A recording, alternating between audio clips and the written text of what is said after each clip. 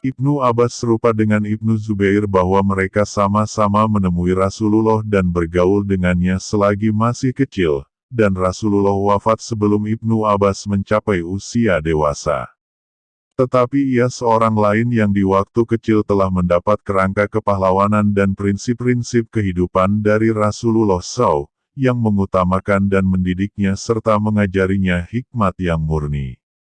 Dan dengan keteguhan iman dan kekuatan akhlak serta melimpahnya ilmunya, Ibnu Abbas mencapai kedudukan tinggi di lingkungan tokoh-tokoh sekeliling Rasul.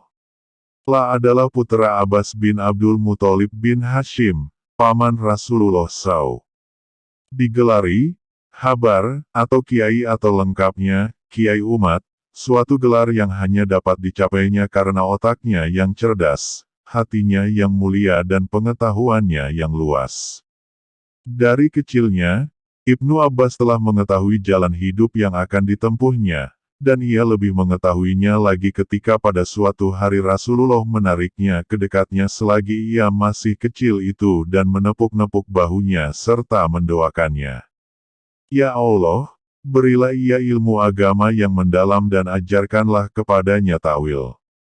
Kemudian berturut-turut pula datangnya kesempatan di mana Rasulullah mengulang-ulang dua tadi bagi Abdullah bin Abbas sebagai saudara sepupunya itu, dan ketika itu ia mengertilah bahwa ia diciptakan untuk ilmu dan pengetahuan. Sementara persiapan otaknya mendorongnya pula dengan kuat untuk menempuh jalan ini. Karena walaupun di saat Rasulullah SAW wafat itu, usianya belum lagi lebih dari 13 tahun, tetapi sedari kecilnya tak pernah satu hari pun lewat, tanpa ia menghadiri majelis Rasulullah dan menghafalkan apa yang diucapkannya. Dan setelah kepergian Rasulullah ke Rafiqul A'la, Ibnu Abbas mempelajari sungguh-sungguh dari sahabat-sahabat Rasul yang pertama, apa-apa yang luput didengar dan dipelajarinya dari Rasulullah SAW sendiri. Suatu tanda tanya ingin mengetahui dan ingin sertanya terpatri dalam dirinya. Maka setiap kedengaran olehnya seseorang yang mengetahui suatu ilmu atau menghafalkan hadits, segeralah ia menemuinya dan belajar kepadanya. Dan otaknya yang encer lagi tidak mau puas itu, mendorongnya untuk meneliti apa yang didengarnya. Hingga tidak saja ia menumpahkan perhatian terhadap mengumpulkan ilmu pengetahuan semata, tapi juga untuk meneliti dan menyelidiki sumber-sumbernya. Pernah ia menceritakan pengalamannya, pernah aku sertanya kepada 30 orang sahabat Rasulullah, mengenai satu masalah. Dan bagaimana keinginannya yang amat besar untuk mendapatkan sesuatu ilmu, digambarkannya kepada kita sebagai berikut. Tatkala Rasulullah wafat, kukatakan kepada salah seorang pemuda Ansar, marilah kita sertanya kepada sahabat Rasulullah. Sekarang ini mereka hampir semuanya sedang berkumpul. Jawab pemuda Ansor itu, aneh sekali kamu ini, hai Ibnu Abbas. Apakah kamu kira orang-orang akan membutuhkanmu? Padahal di kalangan mereka sebagai kau lihat banyak terdapat sahabat Rasulullah.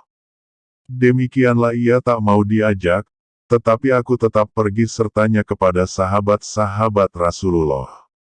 Pernah aku mendapatkan satu hadits dari seseorang, dengan cara kudatangi rumahnya kebetulan ia sedang tidur siang.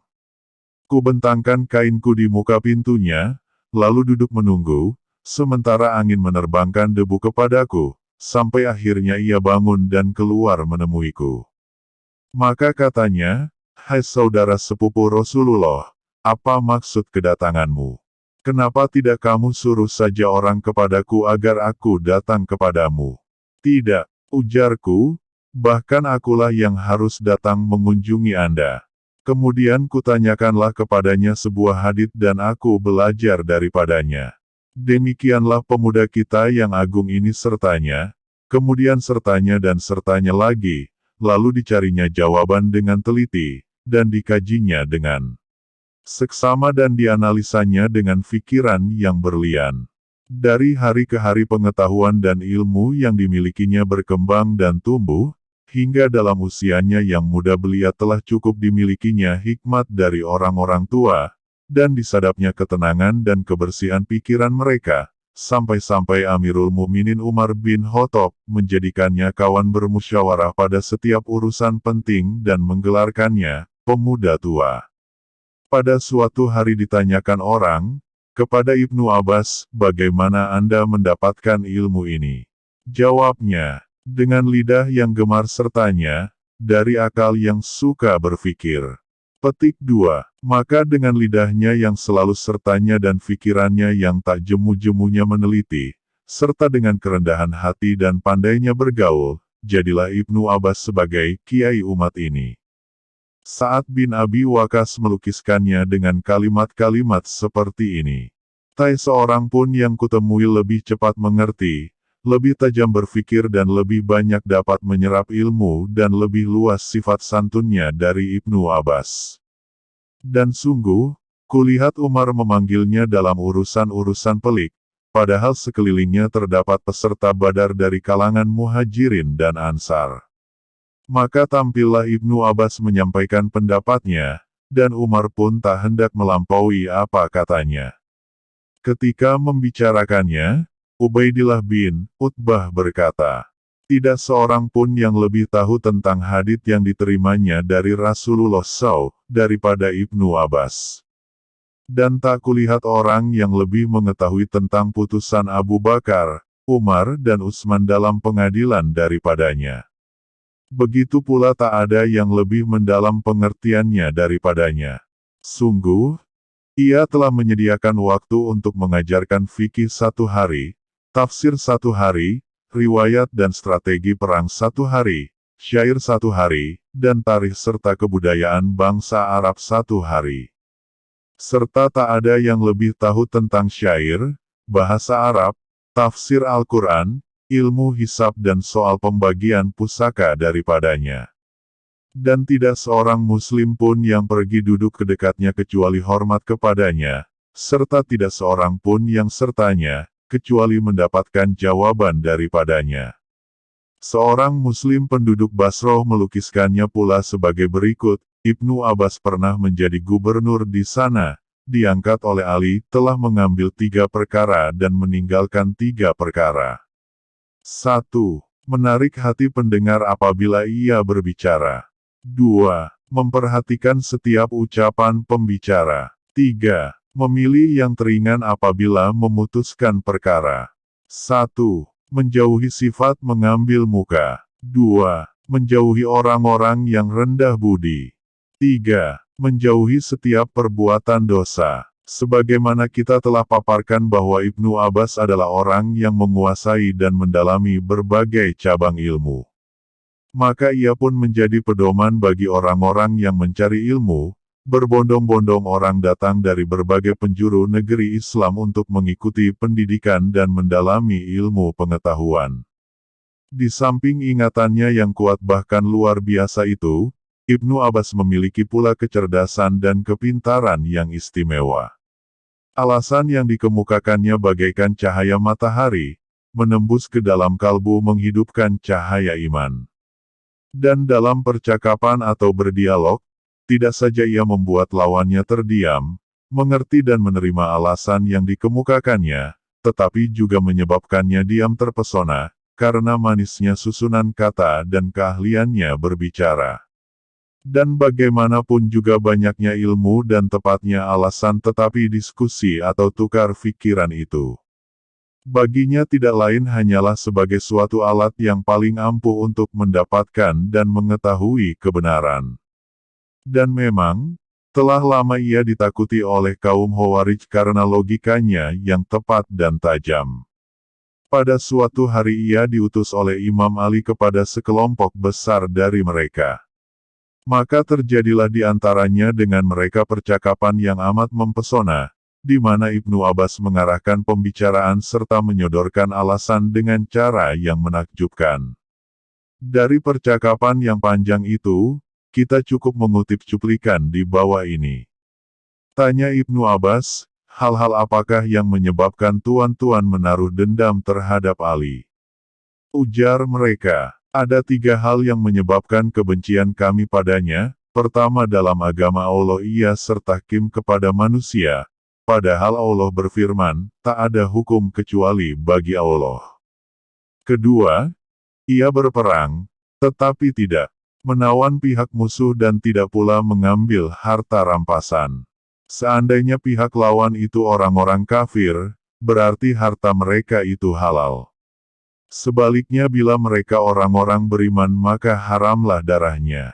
Dan ketiga, waktu sertahkim, ia rela menanggalkan sifat Amirul Mukminin dari dirinya demi mengabulkan tuntutan lawannya. Maka jika ia sudah tidak jadi amir atau kepala bagi orang-orang mukmin lagi, berarti ia menjadi kepala bagi orang-orang kafir. Lamunan-lamunan mereka itu dipatahkan oleh Ibnu Abbas, katanya, mengenai perkataan tuan-tuan bahwa ia sertahkim kepada manusia dalam agama Allah, maka apa salahnya? Bukankah Allah telah berfirman, "Hai orang-orang beriman, janganlah kalian membunuh binatang buruan, sewaktu kalian dalam ihraran. Barang siapa di antara kalian yang membunuhnya dengan sengaja, maka hendaklah ia membayar denda berupa binatang ternak yang sebanding dengan hewan yang dibunuhnya itu, yang untuk tenenetapkannya diputuskan oleh dua orang yang adil di antara kalian sebagai hakimnya." Quran, Surah 5 Al-Maidah, 95. Nah, atas nama Allah cobalah jawab, manakah yang lebih penting, sertahkim kepada manusia demi menjaga darah kaum muslimin, ataukah sertahkim kepada mereka mengenai seekor kelinci yang harganya 1/4 dirham? Para pemimpin Khawarij itu tertegun menghadapi logika tajam dan tuntas itu. Kemudian, kiai umat ini melanjutkan bantahannya tentang ucapan tuan-tuan bahwa ia perang tetapi tidak melakukan penawanan dan merebut harta rampasan. Apakah tuan-tuan menghendaki agar ia mengambil Aisyah istri Rasulullah dan Ummul Mukminin itu sebagai tawanan, dan pakaian berkabungnya sebagai barang rampasan? Di sini wajah orang-orang itu jadi merah padam karena malu, lalu menutupi muka mereka dengan tangan, sementara Ibnu Abbas beralih kepada soal yang ketiga katanya. Adapun ucapan tuan-tuan bahwa ia rela menanggalkan sifat Amirul Mukminin dari dirinya sampai selesainya tahkim, maka dengarlah oleh tuan-tuan apa yang dilakukan oleh Rasulullah SAW di hari Hudaibiyah, yakni ketika ia mengimlakkan surat perjanjian yang telah tercapai antaranya dengan orang-orang Quraisy. Katanya kepada penulis, tulislah, inilah yang telah disetujui oleh Muhammad Rasulullah. Petik 2. Tiba-tiba utusan Quraisy menyela, demi Allah, seandainya kami mengakuimu sebagai Rasulullah, tentulah kami tidak menghalangimu ke Baitullah dan tidak pula akan memerangimu. Maka tulislah, inilah yang telah disetujui oleh Muhammad bin Abdullah.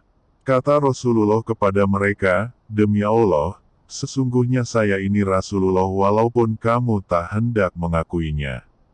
Lalu kepada penulis, surat perjanjian itu diperintahkannya, tulislah apa yang mereka kehendaki.